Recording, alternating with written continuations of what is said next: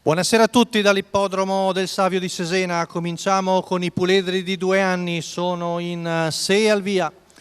1 Extra Time AS, Lorenzo Baldi, 2 Etoile Wise AS, Vincenzo Piscuoglio, 3 Hermes FC, Marco Stefani, 4 Ecebombo Jet, Andrea Vitagliano, 5 Wonderland Elvin, Roberto Vecchione, 6 Esperanza Lakshmi, Natale Cintura.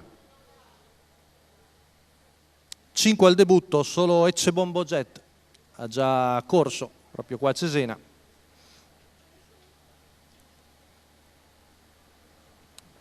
L'errore da parte di Etoile Wise AS.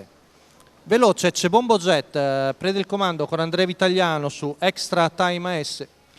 Poi il numero 3 di Hermes FC che si accoda terzo davanti a Wonderland Elvin, mentre si è rimesso in coda Etoile Wise AS.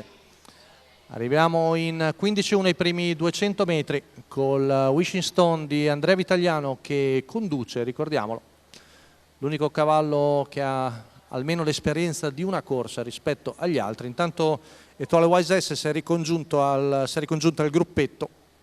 31,9 i primi 400 metri, fila indiana. C'è un accenno di anticipo da parte di Roberto Vecchione con Wonderland Elvin, il cavallo svedese che avanza. Tanto 600 metri in 48,5. Siamo al passaggio davanti alle tribune con Ecebombo Jet, poi la pariglia formata da Extra Time AS e Wonderful Elvin, poi in quarta posizione Hermes FC a precedere Etoile Wise AS, il giro in 1,3 abbondante. Tanto arriviamo al chilometro in 1,18 da parte di Ecebombo Jet, poi in seconda posizione è sempre Hermes FC che ha superato Extra Time AS, mentre prova l'avanzata dal fondo Etoile Wise AS che viene da una rottura, ricordiamolo, ma viene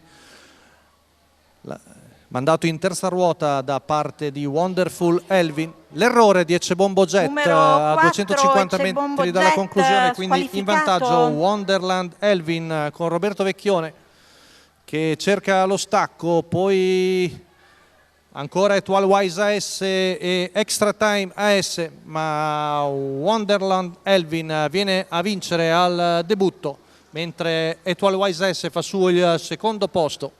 1,17,4 la media al chilometro per il figlio di Express Bourbon Wonder Horse, Roberto Vecchione, Holger Erert al training, i colori di Gianni Marotto. Viene a vincere su una comunque valida Etoile Wise AS che coglie il secondo posto dopo rottura. Vediamo per il terzo perché sono due cavalli molto vicini e probabilmente il numero 1 di Extra Time AS può aver colto il terzo posto.